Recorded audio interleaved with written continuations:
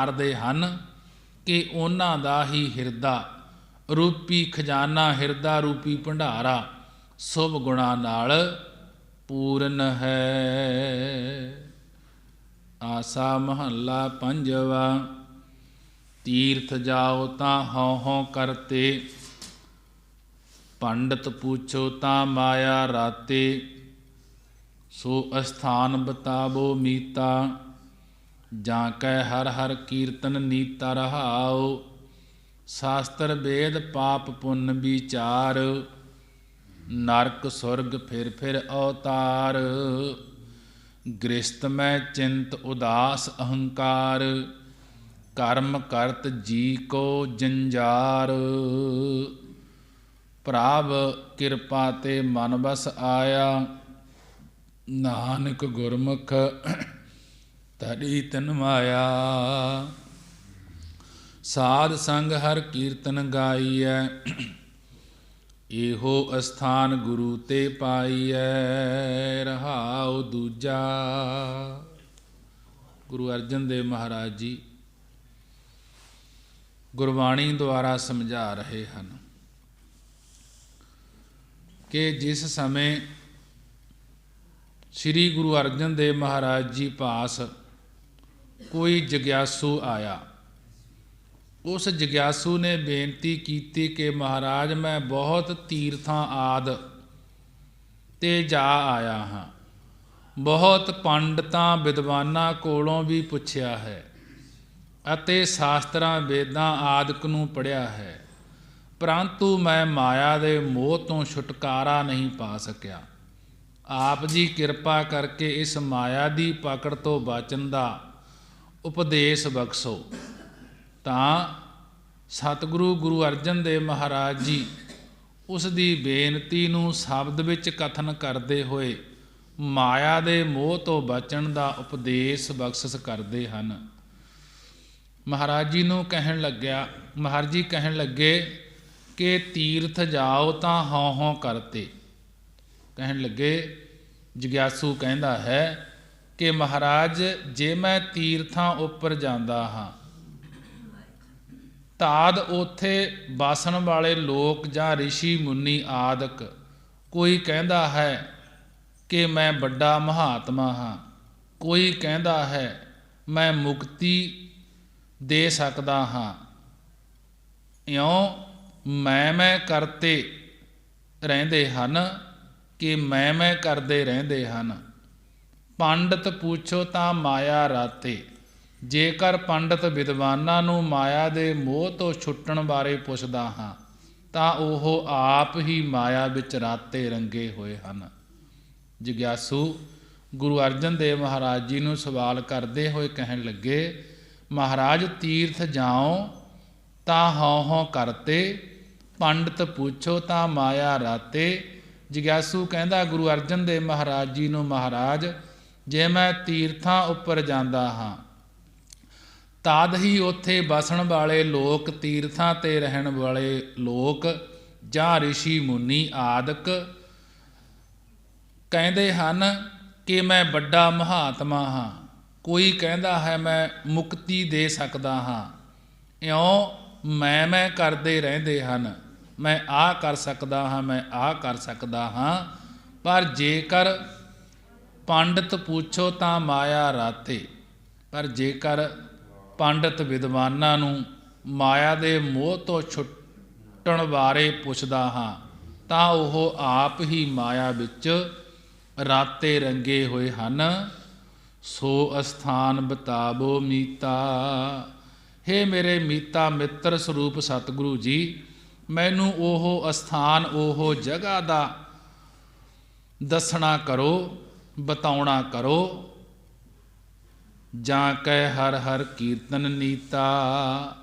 ਜਾਂ ਜਿਸ ਥਾਂ ਦੇ ਉੱਪਰ ਨੀਤਾ ਸਦਾ ਹੀ ਹਰੀ ਪਰਮੇਸ਼ਰ ਦਾ ਕੀਰਤਨ ਜਸ ਹੁੰਦਾ ਹੋਵੇ, ਜਿਸ ਦਾ ਉੱਤਰ ਗੁਰੂ ਜੀ ਸ਼ਬਦ ਦੇ ਅਖੀਰ ਵਿੱਚ ਦੇਣਗੇ।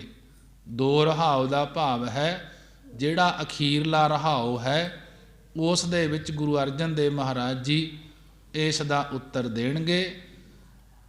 ਤਾਂ शास्त्र वेद पाप पुण्य विचार, नरक सुरग फिर फिर अवतार। महाराज जी ਨੂੰ ਕਹਿਣ ਲੱਗਿਆ, ਜੋ ਜਗਿਆਸੂ ਸੀ, ਕਹਿਣ ਲੱਗਿਆ, ਹੇ ਮਹਾਰਾਜ, ਮੈਂ 6 ਸ਼ਾਸਤਰਾਂ ਅਤੇ 4 ਵੇਦਾਂ ਨੂੰ ਵੀ ਪੜ੍ਹ ਕੇ ਵੇਖਿਆ ਹੈ। ਸ਼ਾਸਤਰ ਵੇਦ ਪਾਪ ਪੁੰਨ ਵਿਚਾਰ, ਕਿ ਉਹਨਾਂ ਵਿੱਚ ਤਾਂ ਬਹੁਤ ਪਾਪ ਮੰਦ ਕਰਮਾਂ ਅਤੇ ਪੁੰਨ ਚੰਗੇ ਕਰਮਾਂ ਦਾ ਹੀ ਵਿਚਾਰ ਨਿਰਣਾ ਕੀਤਾ ਹੋਇਆ ਹੈ। ਸ਼ਾਸਤਰ ਵੇਦ ਪਾਪ ਪੁੰਨ ਵਿਚਾਰ, ਹੈ ਮਹਾਰਾਜ, ਮੈਂ 6 ਸ਼ਾਸਤਰਾਂ ਅਤੇ 4 ਵੇਦਾਂ ਨੂੰ ਵੀ ਪੜ੍ਹ ਕੇ ਵੇਖਿਆ ਹੈ। ਉਹਨਾਂ 6 ਸ਼ਾਸਤਰਾਂ ਅਤੇ 4 ਵੇਦਾਂ ਵਿੱਚ ਤਾਂ ਬਹੁਤ ਪਾਪ ਮੰਦ ਕਰਮਾਂ ਅਤੇ ਪੁੰਨ ਚੰਗੇ ਕਰਮਾਂ ਦਾ ਵਿਚਾਰ ਕੀਤਾ ਹੋਇਆ ਹੈ, ਨਿਰਣਾ ਕੀਤਾ ਹੋਇਆ ਹੈ। ਪਾਪਾਂ ਕਰਕੇ ਨਰਕ ਸੁਰਗ ਫਿਰ ਫਿਰ ਅਵਤਾਰ, ਉਹਦੇ ਵਿੱਚ ਲਿਖਿਆ ਕਿ ਪਾਪਾਂ ਕਰਕੇ ਨਰਕਾਂ ਵਿੱਚ ਅਤੇ ਪੁੰਨਾਂ ਕਰਕੇ ਸਵਰਗ ਵਿੱਚ ਵਾਸਾ ਹੁੰਦਾ ਹੈ।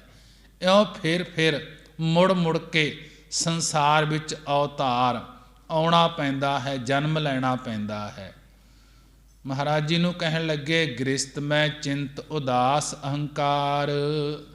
ਮਹਾਰਾਜ ਜੀ ਨੂੰ ਕਹਿਣ ਲੱਗੇ, ਹੇ ਮਹਾਰਾਜ, ਜੇਕਰ ਗ੍ਰਸਤ ਟੱਬਰ ਕਬੀਲੇ ਵਿੱਚ ਪੈ ਜਾਵਾਂ ਤਾਂ ਚਿੰਤ ਸੋਚ ਗਮ ਨਹੀਂ ਛੱਡਦਾ, ਸੋਚ ਲੱਗੀ ਰਹਿੰਦੀ ਹੈ ਕਿ ਗਮੀ ਬਣੀ ਰਹਿੰਦੀ ਹੈ। ਜੇਕਰ ਉਦਾਸ ਹੰਕਾਰ, ਜੇਕਰ ਉਦਾਸ ਉਪਰਾਮ ਹੋ ਕੇ ਬੈਠ ਜਾਵਾਂ ਤਾਂ ਹੰਕਾਰ ਵੱਧ ਜਾਂਦਾ ਹੈ ਕਿ ਮੇਰੇ ਵਰਗਾ ਕੋਈ ਉਪਰਾਮ ਨਹੀਂ ਹੈ, ਕਿ ਮੈਂ ਘਰ-ਬਾਰ ਛੱਡਿਆ ਹੈ, ਕਿ ਇਹ ਹੰਕਾਰ ਹੋ ਜਾਂਦਾ ਹੈ। ਕਰਮ ਕਰਤ ਜੀ ਕੋ ਜੰਜਾਰ, ਕਰਮ ਕਰਤ ਜੀ ਕੋ ਜੰਜਾਰ, ਕਿ ਜੇਕਰ ਹੰਗਤਾ ਦੇ ਸਹਿਤ ਕਰਮਾਂ ਨੂੰ ਕਰਦਾ ਹਾਂ ਤਾਂ ਜੀਵ ਨੂੰ ਜੰਜਾਰ ਬੰਧਨ ਹੀ ਪੈ ਜਾਂਦੇ ਹਨ। ਭਾਵ ਕਿ ਜੇਕਰ ਕਰਮਾਂ ਨੂੰ ਕੀਤਾ ਤਾਂ ਫਲ ਵੀ ਭੋਗਣਾ ਪਵੇਗਾ, ਫਿਰ ਬੰਧਨ ਪੈ ਜਾਂਦੇ ਹਨ। ਹੁਣ ਅੱਗੇ ਸਤਿਗੁਰੂ ਜੀ ਉਸ ਨੂੰ ਉੱਤਰ ਦਿੰਦੇ ਹਨ। ਅਖੀਰਲੇ ਰਹਾਉ ਦੇ ਅੰਦਰ ਕਹਿਣ ਲੱਗੇ, ਪ੍ਰਭ ਕਿਰਪਾ ਤੇ ਮਨ ਬਸ ਆਇਆ, ਨਾਨਕ ਗੁਰਮੁਖ ਤਰੀ ਤਿਨ ਮਾਇਆ। ਕਹਿਣ ਲੱਗੇ, ਹੇ ਜਗਿਆਸੂ, ਪਰਮੇਸ਼ਰ ਦੀ ਕਿਰਪਾ ਦਿਆਲਤਾ ਤੋਂ ਹੀ ਮਨ ਬਸ ਵਿੱਚ ਆਉਂਦਾ ਹੈ, ਟਿਕਣ ਵਿੱਚ ਆਉਂਦਾ ਹੈ। ਪ੍ਰਭ ਕਿਰਪਾ ਤੇ ਮਨ ਬਸ ਆਇਆ, ਹੇ ਜਗਿਆਸੂ, ਪਰਮੇਸ਼ਰ ਦੀ ਕਿਰਪਾ ਤੋਂ ਹੀ ਮਨ ਬਸ ਵਿੱਚ ਆਉਂਦਾ ਹੈ। ਨਾਨਕ ਗੁਰਮੁਖ ਤਰੀ ਤਿਨ ਮਾਇਆ। ਸਤਿਗੁਰੂ ਜੀ ਕਥਨ ਕਰਦੇ ਹਨ ਕਿ ਜੋ ਗੁਰਮੁਖ ਜਨ ਹਨ, ਉਹਨਾਂ ਨੇ ਹੀ ਮਾਇਆ ਰੂਪੀ ਨਦੀ ਤਰਨਾ ਕੀਤੀ ਹੈ, ਤੈਰਨਾ ਕੀਤੀ ਹੈ, ਕਿ ਜਿਨ੍ਹਾਂ ਦਾ ਮਨ ਟਿਕਣ ਦੇ ਵਿੱਚ ਆ ਗਿਆ, ਟਿਕਾ ਦੇ ਵਿੱਚ ਆ ਗਿਆ, ਪ੍ਰਭੂ ਪਰਮੇਸ਼ਰ ਦੀ ਕਿਰਪਾ ਹੋ ਗਈ ਜਿਨ੍ਹਾਂ 'ਤੇ, ਕਿ ਉਹਨਾਂ ਗੁਰਮੁਖ ਜਨਾਂ ਨੇ ਹੀ ਤੇ ਉਹ ਮਾਇਆ ਰੂਪੀ ਨਦੀ ਤੋਂ ਤੈਰਨਾ ਕੀਤਾ ਹੈ। ਸਾਧ ਸੰਗ ਹਰ ਕੀਰਤਨ ਗਾਈਐ, ਇਹੋ ਸਥਾਨ ਗੁਰੂ ਤੇ ਪਾਈਐ, ਰਹਾਉ ਦੂਜਾ। ਮਹਾਰਾਜ ਜੀ ਇਸ ਦੂਜੇ ਰਹਾਉ ਦੀਆਂ ਪੰਗਤੀਆਂ ਵਿੱਚ ਉਸ ਨੂੰ ਉੱਤਰ ਦੁਆਰਾ ਸਮਝਾ ਰਹੇ ਹਨ। ਇਹ ਰਹਾਉ ਦੂਜਾ ਆਉਂਦਾ ਹੈ, ਪਹਿਲੇ ਰਹਾ ਤੱਕ ਦੀ ਬਾਣੀ ਦਾ ਉੱਤਰ ਹੁੰਦਾ ਹੈ। ਰਹਾਉ ਦੂਜਾ ਦਾ ਭਾਵ ਕਹਿਣ ਲੱਗੇ, ਸਾਧ ਸੰਗ ਹਰ ਕੀਰਤਨ ਗਾਈਐ। ਹੇ ਜਗਿਆਸੂ, ਉਹ ਸਾਧ ਸੰਗ ਸ੍ਰੇਸ਼ਟ ਜਨਾਂ ਦੀ ਸੰਗਤ, ਭਾਵ ਸਤ ਸੰਗਤ ਰੂਪੀ ਅਸਥਾਨ ਹੈ, ਜਿੱਥੇ ਕਿ ਪਰਮੇਸ਼ਰ ਦਾ ਕੀਰਤਨ ਜਸ ਗਾਈਂਦਾ ਹੈ। ਪਰੰਤੂ ਇਹ ਸਤ ਸੰਗ ਰੂਪੀ ਜਗ੍ਹਾ ਥਾਂ ਸਤਿਗੁਰੂ ਸਾਹਿਬ ਜੀ ਦੀ ਕਿਰਪਾ ਤੋਂ ਹੀ ਪਾਈਂਦਾ ਹੈ। ਸਾਧ ਸੰਗ ਹਰ ਕੀਰਤਨ ਗਾਈਐ, ਇਹ ਅਸਥਾਨ ਗੁਰੂ ਤੇ ਪਾਈਐ, हे ਜਗਿਆਸੂ ਉਹ ਸਾਧ ਸੰਗ ਸ੍ਰੇਸ਼ਟ ਜਿਨ੍ਹਾਂ ਦੀ ਸੰਗਤ ਭਾਵ ਸਤ ਸੰਗਤ ਰੂਪੀ ਜੋ ਅਸਥਾਨ ਹੈ, ਜਿੱਥੇ ਵੀ ਉਹ ਸਤ ਸੰਗਤ ਰੂਪੀ ਥਾਂ ਹੈ, ਪਰਮੇਸ਼ਰ ਦਾ ਕੀਰਤਨ ਜਸ ਗਾਈਂਦਾ ਹੈ। ਇਹ ਸਤ ਸੰਗ ਰੂਪੀ ਅਸਥਾਨ ਜਗ੍ਹਾ ਸਤਿਗੁਰੂ ਸਾਹਿਬ ਜੀ ਦੀ ਕਿਰਪਾ ਤੋਂ ਹੀ ਪਾਈਂਦਾ ਹੈ। ਰਹਾਉ ਦੂਜਾ ਕਰਕੇ ਪ੍ਰਸ਼ਨ ਦਾ ਉੱਤਰ ਦਿੱਤਾ ਹੈ। ਇਸ ਸ਼ਬਦ ਦੀ ਸਮਾਪਤੀ ਉੱਤਰ ਦੇ ਕੇ ਮਹਾਰਾਜ ਜੀ ਨੇ ਕਰਨਾ ਕੀਤੀ ਹੈ। ਆਸਾ ਮਹੱਲਾ ਪੰਜਵਾ। ਘਰ ਮੈਂ ਸੂਖ ਬਾਹਰ ਫਨ ਸੂਖਾ, ਹਰ ਸਿਮਰਤ ਸਗਲ ਬਿਨਾਸੇ ਦੁਖਾ। ਸਗਲ ਸੂਖ ਜਾਂ ਤੂੰ ਚਿਤ ਆਵੈ, ਸੋ ਨਾਮ ਜਪੇ ਜੋ ਜਨ ਤੁਧ ਭਾਵੈ। ਰਹਾਉ ਤਨ ਮਨ ਸੀਤਲ ਜਪ ਨਾਮ ਤੇਰਾ, ਹਰ ਹਰ ਜਪਤ ਢਹੈ ਦੁਖ ਡੇਰਾ। ਹੁਕਮ ਬੂਝੈ ਸੋਈ ਪਰਵਾਨ, ਸਾਚ ਸ਼ਬਦ ਜਾਂ ਕਾ ਨੀਸਾਨ। ਗੁਰ ਪੂਰੈ ਹਰ ਨਾਮ ਦਿਰੜਾਇਆ, ਭਨਤ ਨਾਨਕ ਮੇਰੈ ਮਨ ਸੁਖ ਪਾਇਆ। ਗੁਰੂ ਅਰਜਨ ਦੇਵ ਮਹਾਰਾਜ ਜੀ ਗੁਰਬਾਣੀ ਦੁਆਰਾ ਸਮਝਾ ਰਹੇ ਹਨ। ਇਸ ਸ਼ਬਦ ਵਿੱਚ ਸਤਿਗੁਰੂ ਜੀ ਜੀਵਨ ਮੁਕਤੀ ਦਾ ਆਨੰਦ ਦੱਸਦੇ ਹੋਏ ਫਰਮਾਉਂਦੇ ਹਨ। ਆਸਾ ਰਾਗ ਦੇ ਅੰਦਰ ਪੰਜਵੇਂ ਪਾਤਸ਼ਾਹ ਗੁਰੂ ਅਰਜਨ ਦੇਵ ਮਹਾਰਾਜ ਜੀ ਇਸ ਸ਼ਬਦ ਦੇ ਵਿੱਚ ਜੀਵਨ ਮੁਕਤੀ ਦਾ ਆਨੰਦ ਦੱਸਦੇ ਹੋਏ ਫਰਮਾਉਂਦੇ ਹਨ। ਕਹਿਣ ਲੱਗੇ ਘਰ ਮੈਂ ਸੂਖ ਬਾਹਰ ਫਨ ਸੂਖਾ, ਕਿ ਹੇ ਗੁਰਸਿੱਖੋ, ਜਦੋਂ ਅਸੀਂ ਘਰ ਭਾਵ ਅੰਮ੍ਰਿਤਸਰ ਵਿੱਚ ਸੀ ਤਦੋਂ ਵੀ ਸੁੱਖ ਦੇ ਸਹਿਤ ਸੀ।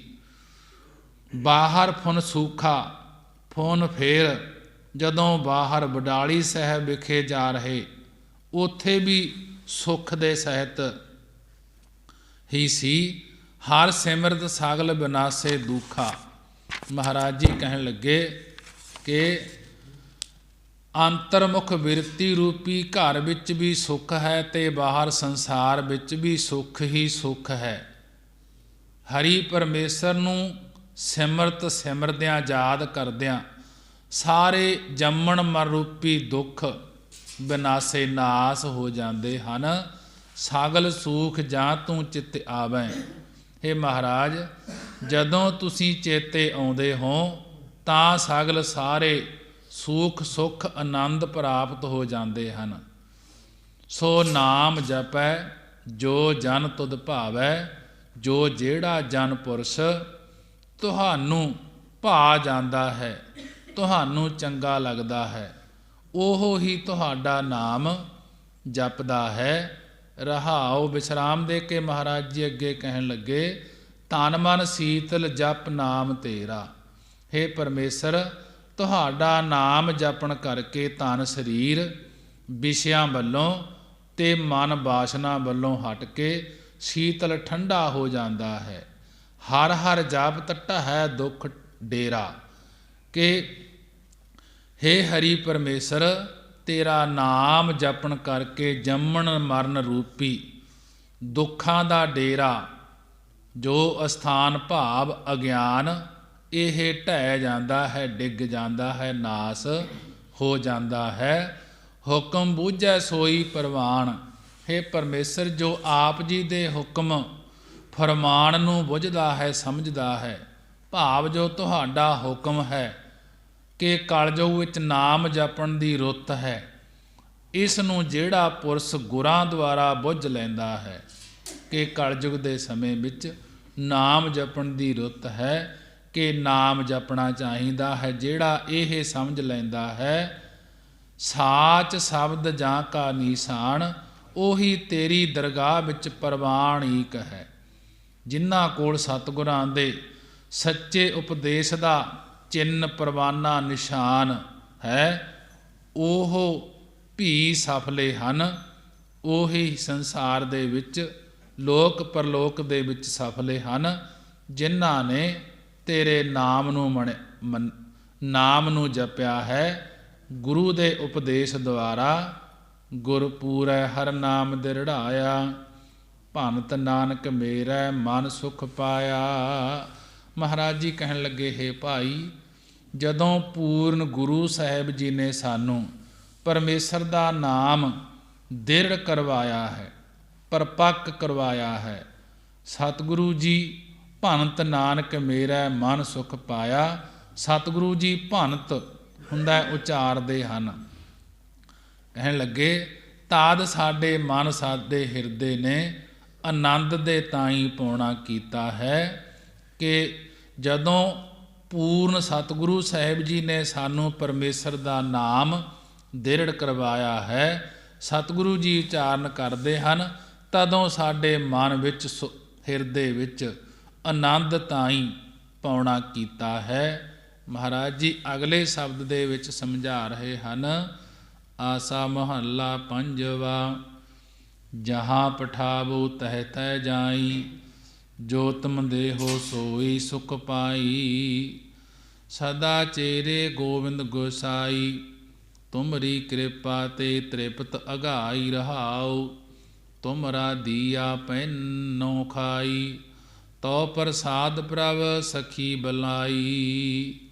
ਤਨ ਮਨ ਅੰਤਰ ਤੁਝੈ ਧਿਆਈ, ਤੁਮਰੈ ਲਵੈ ਨ ਕੋ ਲਾਈ। ਕਹੋ ਨਾਨਕ ਨਿਤ ਇਵੈ ਧਿਆਈ, ਗਤ ਹੋਵੈ ਸੰਤੈ ਲਗ ਪਾਈ। ਗੁਰੂ ਅਰਜਨ ਦੇਵ ਮਹਾਰਾਜ ਜੀ ਦਾ ਸ਼ਬਦ ਹੈ। ਉਪਦੇਸ਼ ਬਖਸ਼ਿਸ਼ ਕਰ ਰਹੇ ਹਨ ਮਹਾਰਾਜ ਜੀ। ਜਹਾਂ ਪਠਾਵੋ ਤਹਿ ਤਹਿ ਜਾਈ। ਕਹਿਣ ਲੱਗੇ, ਹੇ ਪਰਮੇਸ਼ਰ ਅਕਾਲ ਪੁਰਖ ਵਾਹਿਗੁਰੂ, ਜਿਸ ਥਾਂ ਤੁਸੀਂ ਸਾਨੂੰ ਪਠਾਵੋ ਭੇਜਦੇ ਹੋ, ਤਹਿ ਤਹਿ ਉੱਥੇ ਉੱਥੇ ਹੀ ਅਸੀਂ ਜਾਈ ਜਾਂਦੇ ਹਾਂ। ਜਹਾਂ ਪਠਾਵੋ ਤਹਿ ਤਹਿ ਜਾਈ, ਜੋ ਤੁਮ ਦੇਹੋ ਸੋਈ ਸੁਖ ਪਾਈ। ਕਿ ਤੁਸੀਂ ਜਿਹੜਾ ਕੁਝ ਸਾਨੂੰ ਦੇਹੋ ਬਖਸ਼ਦੇ ਹੋ, ਅਸੀਂ ਉਸੇ ਨੂੰ ਹੀ ਸੁੱਖ ਜਾਣ ਕੇ ਪ੍ਰਾਪਤ ਕਰਦੇ ਹਾਂ। ਗੁਰੂ ਅਰਜਨ ਦੇਵ ਮਹਾਰਾਜ ਜੀ ਬਾਣੀ ਦੁਆਰਾ ਸਮਝਾ ਰਹੇ ਹਨ। ਕਹਿਣ ਲੱਗੇ, ਜਹਾਂ ਪਠਾਵੋ ਤਹਿ ਤਹਿ ਜਾਈ, ਜੋ ਤੁਮ ਦੇਹੋ ਸੋਈ ਸੁਖ ਪਾਈ।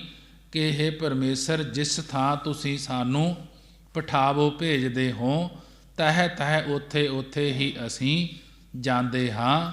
ਜੋ ਤੁਮ ਦੇਹੋ ਸੋਈ ਸੁਖ ਪਾਈ। ਤੁਸੀਂ ਜਿਹੜਾ ਕੁਝ ਸਾਨੂੰ ਬਖਸ਼ਦੇ ਹੋ, ਅਸੀਂ ਉਸੇ ਨੂੰ ਸੁੱਖ ਜਾਣ ਕੇ ਪ੍ਰਾਪਤ ਕਰਦੇ ਹਾਂ। ਸਦਾ ਚੇਰੇ ਗੋਬਿੰਦ ਗੁਸਾਈ। ਹੇ ਗੁਸਾਈ ਪ੍ਰਿਥਵੀ ਦੇ ਮਾਲਕ ਗੋਬਿੰਦ ਪਰਮੇਸ਼ਰ, ਅਸੀਂ ਹਮੇਸ਼ਾ ਆਪ ਜੀ ਦੇ ਚੇਰੇ ਦਾਸ ਹਾਂ। ਤੁਮਰੀ ਕਿਰਪਾ ਤੇ ਤ੍ਰਿਪਤ ਅਗਾਈ। ਤੁਮਰੀ ਤੁਹਾਡੀ ਕਿਰਪਾ ਮਿਹਰ ਤੋਂ ਹੀ ਅਸੀਂ ਇਸ ਲੋਕ ਦੇ ਪਦਾਰਥਾਂ ਵੱਲੋਂ ਵੀ ਤ੍ਰਿਪਤ ਅਗਾਈ, ਤ੍ਰਿਪਤ ਰੱਜ ਗਏ ਹਾਂ, ਅਤੇ ਸਵਰਗ ਲੋਕ ਬ੍ਰਹਮ ਲੋਕ ਆਦਿਕ ਦੇ ਪਦਾਰਥਾਂ ਵੱਲੋਂ ਵੀ ਅਗਾਈ ਰੱਜੇ ਹਾਂ। ਆਤਮ ਤ੍ਰਿਪਤੀ ਕਰਕੇ ਰੱਜ ਗਏ ਹਾਂ। ਰਹਾਉ। ਵਿਸ਼ਰਾਮ ਦੇ ਕੇ ਮਹਾਰਾਜ ਜੀ ਕਹਿਣ ਲੱਗੇ, ਤੁਮਰਾ ਦੀਆ ਪਹਿਨੋ ਖਾਈ। ਹੇ ਮਹਾਰਾਜ, ਤੁਹਾਡਾ ਹੀ ਦਿੱਤਾ ਹੋਇਆ ਵਸਤਰ ਪਹਿਨਦੇ ਹਾਂ, ਅਤੇ ਪਹਿਨੋ ਖਾਈ, ਤੁਹਾਡਾ ਦਿੱਤਾ ਹੋਇਆ ਹੀ ਭੋਜਨ ਖਾਂਦੇ ਹਾਂ। ਹੇ ਪਰਮੇਸ਼ਰ ਪ੍ਰਭੂ ਜੀ, ਤੋ ਪ੍ਰਸਾਦ ਪ੍ਰਭ ਸੁਖੀ ਬਲਾਈ। ਤੋ ਤੁਹਾਡੀ ਕਿਰਪਾ ਦ੍ਰਿਸ਼ਟੀ ਕਰਕੇ ਅਸੀਂ ਆਪਣੀ ਅਵਸਥਾ ਸੁਖੀ ਆਨੰਦਮਈ ਬਲਾਈ ਗੁਜ਼ਾਰਦੇ ਹਾਂ। ਸੁਖ ਸਰੂਪ ਵਿੱਚ ਇਸਤਤ ਰਹਿੰਦੇ ਹਾਂ।